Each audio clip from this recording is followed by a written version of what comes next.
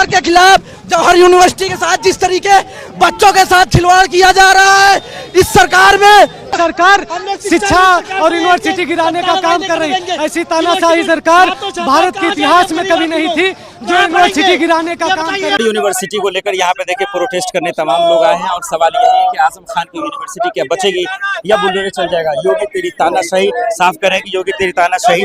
और क्यों कह रहे सर योगी की ये तानाशाही है? योगी सरकार ने हमारे उत्तर प्रदेश में रामपुर यूनिवर्सिटी में बहुत सुंदर यूनिवर्सिटी है बनवाई गई थी समाजवादी पार्टी सरकार में। आदित्यनाथ योगी जी ने उसको ध्वस्त करने का निर्णय लिया है। देश में तमाम ध्वस्त करने का निर्णय लिया जिसमें उसमें हजारों नौजवानों की शिक्षा चल रही है, सबका भविष्य खतरे में है। इसी उस ध्वस्तीकरण बचाने के लिए हम लोग यहाँ जंतर मंतर बहुत जरूरी भी है। यूनिवर्सिटी बचेगा तभी तो बच्चे पढ़ेंगे ना। हाँ सही बात, यूनिवर्सिटी बचेगी तो बच्चे पढ़ेंगे। सरकार सुन क्यों नहीं रही है? वो तानाशाही सरकार है और क्या है। लेकिन वो कह रहे हैं वो अवैध है, इलीगल है, गलत जगह बना हुआ है, जो सरकार का कहना है। रामपुर के डीएम का जो है वो तो सही को भी गलत ठहरा रहे हैं, वो सही को भी गलत ठहरा रहे हैं।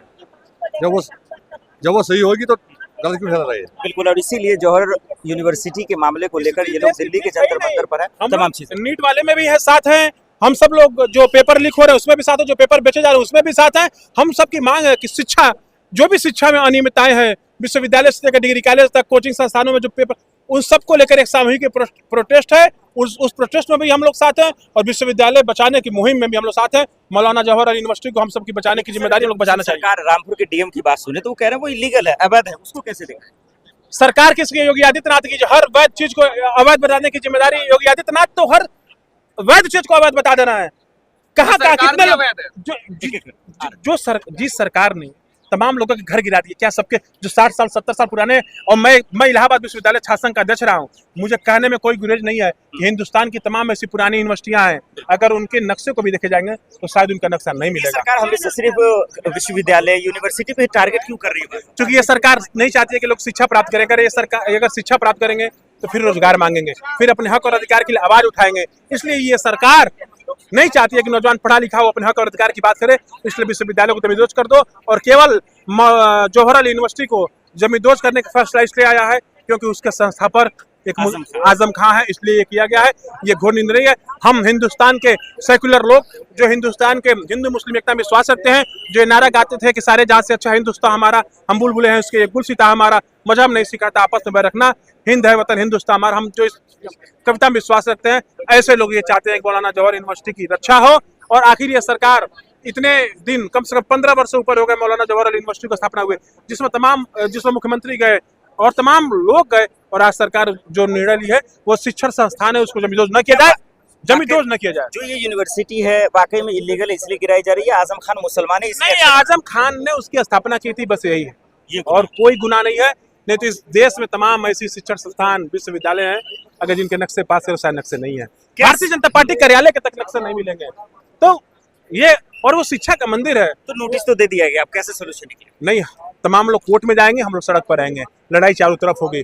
शिक्षा के मंदिर को, हिंदुस्तान के अंदर शिक्षा, जो विश्वविद्यालय है, जो डिग्री कॉलेज है, उनको शिक्षा का मंदिर कहा जाता है। देवालय को अगर सरकार तोड़ेगी तो गुनाह है। शिक्षा का मंदिर है, देवालय, तमाम बच्चे पढ़ते हैं, अपना भविष्य संवारते हैं, ऐसे लोग ऐसी नहीं तोड़ना चाहिए। नहीं गिरने देंगे आप जी? नहीं गिरने देंगे यूनिवर्सिटी बुलडोजर? अरे कभी नहीं गिरने देंगे। आज हम लोग जंतर मंतर पर आने वाले दिनों में, अभी तो हम लोग इस प्रोटेस्ट में शामिल होकर हम लोग पार्लियामेंट की तरफ जा रहे थे, और हम लोग शिक्षा संस्थान को नहीं गिरने देंगे।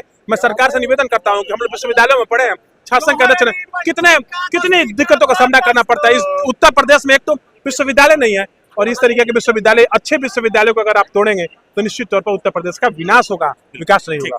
आइए सर, क्या कहेंगे सर, इसका रास्ता कैसे निकलेगा? इसका रास्ता ये है कि किसी भी दशा में विश्वविद्यालय गिराया ना जाए। और विश्वविद्यालय, जो अभी आपने एक सवाल किया कि विश्वविद्यालय क्यों गिराया जा रहा है, क्या एक मुसलमान? नहीं, विश्वविद्यालय सिर्फ इसलिए गिराया जा रहा है क्योंकि एक मुस्लिम समाज के बहुत बड़े लीडर ने एक ऐसी चीजें दे दी समाज को जिससे सरकार के खिलाफ जौहर यूनिवर्सिटी के साथ जिस तरीके बच्चों के साथ खिलवाड़ किया जा रहा है, इस सरकार में सरकार शिक्षा और यूनिवर्सिटी गिराने का काम कर रही है। ऐसी तानाशाही सरकार भारत के इतिहास में कभी नहीं थी जो यूनिवर्सिटी गिराने का काम कर रही है।